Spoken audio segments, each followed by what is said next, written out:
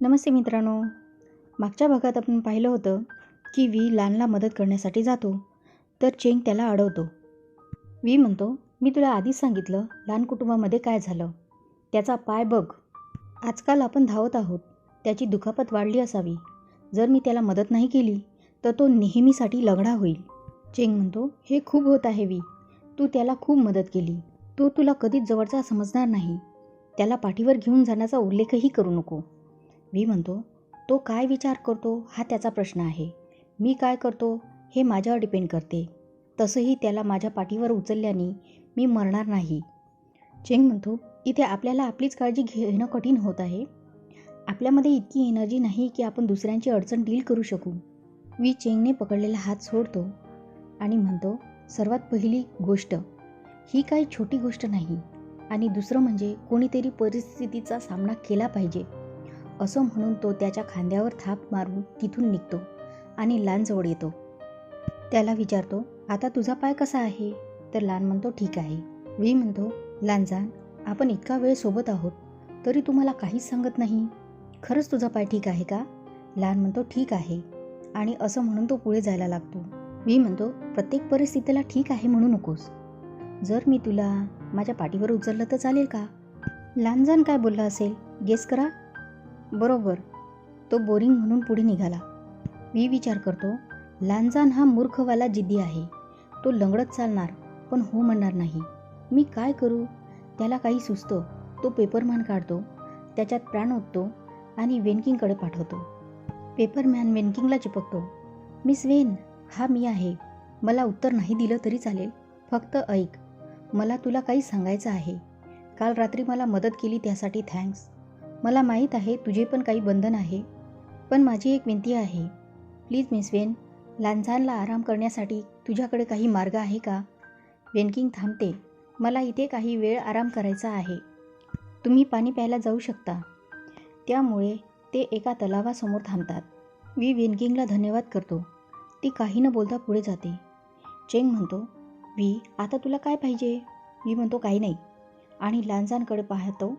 म्हणतो, लानझान, मी तुझ्यासाठी पाणी आणतो. तो नदीकाठी जातो. तिथे वेनकिंग बसलेली असते. तो वेनकिंगकडे पाहतो आणि त्याला पाहताना वेंचाऊ पाहतो. त्याचा लाईट लागतो. तो वेनकिंगला म्हणतो, तू काही लोकांचा विचार कसा काय करू शकते. तू त्यांना थोडंही थकू देत नाही. वेनकिंग म्हणते, तू जास्त विचार करत आहे. तेच बरं राहील. वेनकिंग, नंतर तू मला वॉर्न केलं नाही असं म्हणशील नको. तू जरी स्वतःचा विचार करत नसेल तरी तुझ्या प्रिय लहान भावाचा विचार कर. माझ्याशी पंगा घेऊ नको. ती काही बोलत नाही. सर्वजण उठा आणि आपल्या मार्गावर चला. आता ते मॅक्सी पहाडजवळ पोहोचतात. वांग म्हणते, ते गुफा इथेच असायला पाहिजे जिथे मॉन्स्टर जिवंत आहे.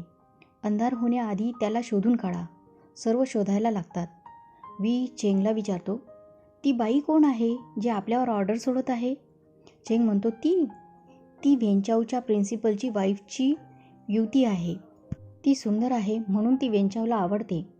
वेंचाऊमुळे ती ऑर्डर सोडत आहे.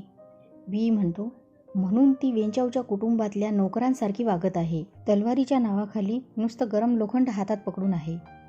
चेंग म्हणतो, तिचा स्पिरिच्युअल पॉवर तलवार पकडायला खूप दुर्मिळ आहे. वांग त्यांना टोकते, तुम्ही दोघे इथे काय करत आहात. वेनच्या मुलाने तुम्हाला केव शोधण्यासाठी सांगितलं, गोष्टी करायला नाही.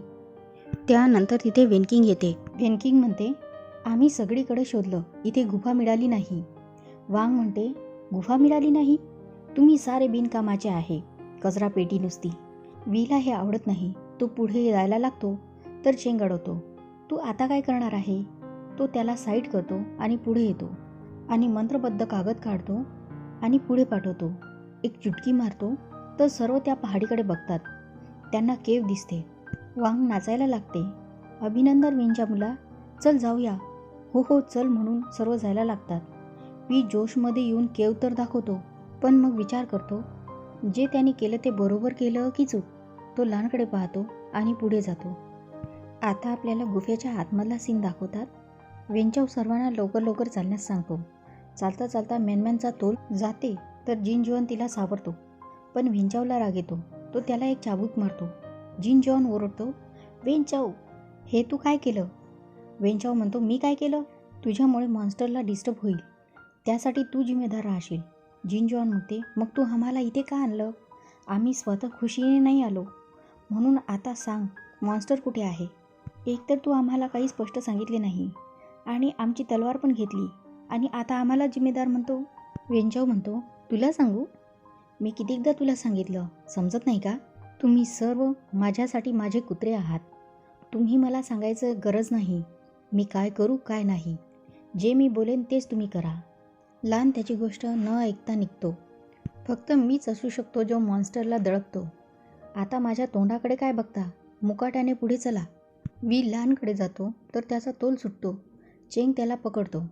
वेंचाव म्हणतो, तो इथेच असेल, लवकर खाली जा. वी म्हणतो, हे खूप खोल आहे. मॉन्स्टर तिथे आहे की नाही हे पण माहीत नाही. तू क्लिअर सांगत पण नाही. खाली कसं जाणार? वेंचाव वीला धक्का मारतो. वी खाली पडतो. बाकी लोक दोरीने खाली येतात. लान पटकन वीकडे येतो, त्याला उचलतो आणि म्हणतो, तू बरोबर आहे ना? इथे लान पहिल्यांदा वीची काळजी करताना दिसतो. तो म्हणतो, मी ठीक आहे. आता सर्व खाली येतात. त्यांना पाहून वी म्हणतो, अरे तुम्हाला पण त्याने ढकलले का? चेंग म्हणतो, मार त्याला. आम्हाला वाटलं की तुला मॉन्स्टरने गिळले असेल, जी जियान कुटुंबासाठी खूप लाजिरवाणी गोष्ट असती. वी पुन्हा त्यांची मजा घेतो. त्या दोघांना वर एकटं सोडून तुम्हाला भीती कशी वाटू शकते की मला कुणी खाणार? तर जिनजुआन म्हणतो, त्या दोघांच्या फालतू गोष्टी ऐकण्यापेक्षा खाली येऊन मॉन्स्टरशी फाईट करणे चांगले, म्हणून मी खाली आलो.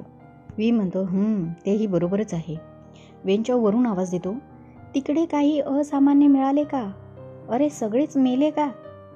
तुम्ही मेले अगर शांत का आहे? तिकडे काही चाललंय का? त्याला कुणीच उत्तर देत नाही आणि पुढे येऊन मॉन्स्टरला शोधतात. वी म्हणतो, इको असा वाटत आहे जसं काही आपण 1000 किलोमीटर खाली असू. लान म्हणते, काहीतरी चुकत आहे. वी मंत्र लिहितो आणि मंत्र एका पहाडीवर थांबतो. आता वेंचाव आणि सैनिक खाली येतात आणि ऑर्डर देतात, काळजीपूर्वक शोधा आणि कुणाचेही हंग आणि रक्त घेऊन या त्याला बाहेर काढण्यासाठी. जिनजुआन ओरडतो, नॉनसेन्स. त्या गोष्टीला मांस आणि रक्ताचे प्रलोभन देणे म्हणजे आपल्याला मरायला सोडणे आहे. वेंचाव म्हणतो, काय? जिनच्या मुला, हे तुझ्यावर ट्राय करू का? आमच्यासाठी एक्झाम्पल बनेन. जिनजुआन काही बोलणार तर मेनमेन अडवते. तिच्याकडे बघून वांग पुढे येते आणि म्हणते, माझं ऐकाल तर ती कशी राहील?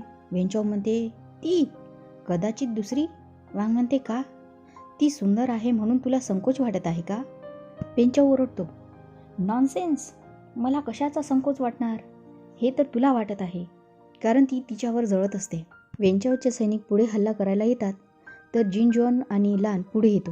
वेंचाव जिनजुआनला म्हणतो, तुला माणसाची भाषा समजत नाही आहे का? तुला इथे हिरो बनायचं आहे का? जिनजुआन चिडतो, इनफ. तू आमचा वापर बफर म्हणून करत होता आणि आता तू आमचा वापर मांसाचा आमिष म्हणून वापर करण्याचा इच्छा ठेवतो. वी चेंगच्या कानात बोलतो, मला वाटलं नाही जिनजुआन इतका धाडसी निघणार. वेंचाव म्हणतो, तुला बंडखोर बनायचं आहे हां? मी तुला वॉर्न करतो. मी खूप दिवसापासून तुझ्या चुका अवॉइड करत आहे. तू मुलीला तिथेच आणि आत्ताच बांधून ठेव, नाही तर तुमच्यामधला कुणीही असो बाहेर जाऊ शकणार नाही. हे ऐकून जिन कुटुंबियाचे 2 सैनिक पुढे येतात. तर एका सैनिकाला लान आगीच्या लाकूडाने मारतो आणि दुसऱ्याला जिनजुआन मारतो. जिनजुआन म्हणतो, मला लाज वाटत आहे की तुझ्यासारखा मुलगा आमच्या कुटुंबात आहे. किती लाजिरवाणी गोष्ट आहे. वी म्हणतो, परिस्थितीकडे पाहून असं वाटत आहे की आपल्याला बाहेर निघता येणार नाही. वेंचावला राग येतो. वेंचाव लढाई करण्यास ऑर्डर देतो. मग काय, मॉन्स्टर राहिला साईडला. सर्वच फाईट करायला लागतात. त्यांच्या मूव्स खूप छान असतात.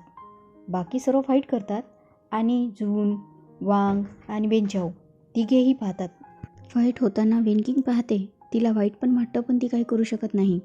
वेंचाव म्हणतो, तुम्ही माझा ऑर्डर ऐकला नाही, आता तुम्ही सर्व मरणार. वी ऐकतो आणि म्हणतो, बरोबर. जे कुळात मोजले जातात आणि स्वइच्छेने वाईट काम करतात त्यांना फाशीची शिक्षा होणार. वेंचाव विचारतो, तू काय बोलला? वी म्हणते, तुला असं वाटते का मी पुन्हा बोलावं? त्याच्या गोष्टी लहानपण ऐकतो. बरं, मी पुन्हा बोलतो. जे लोक त्यांच्या कुळात आहेत आणि स्वइच्छेने वाईट काम करतात त्यांना फाशीची शिक्षा होणार. फक्त मृत्यूदंड नाही तर भावी पिढ्यांना चेतावणी देण्यासाठी लोकांकडून शिरछेदन आणि अपमान केला जाईल. तुला समजलं का? वेंचाव म्हणतो, तुझी हिंमत कशी झाली असे अपमानजनक फालतू वाक्य बोलायची. वी हसायला लागतो. तो का हसला हे झुलूला कळतं, पण सर्वंट असल्यामुळे तो चूप राहतो. वी का हसतो हे पाहूया पुढच्या भागात. तोपर्यंत काळजी घ्या. Bye bye.